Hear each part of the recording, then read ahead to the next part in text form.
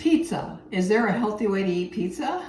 Well, I am gluten intolerant, so for me to go out and eat pizza is a gut killer with the gluten and the cheese. So I've tried making pizza at home, and I've tried a couple different gluten-free crusts. Haven't really had much success until I found Simple Mills.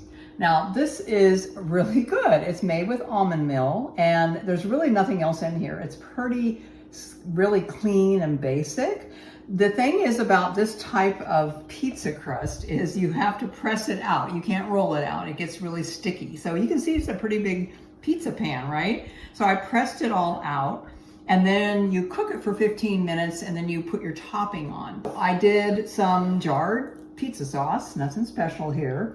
And I did your, part skim mozzarella cheese, basic, a little bit of Parmesan cheese, because we like Parmesan cheese too. And then we've got red peppers and green peppers, and we have onions on here, mushrooms.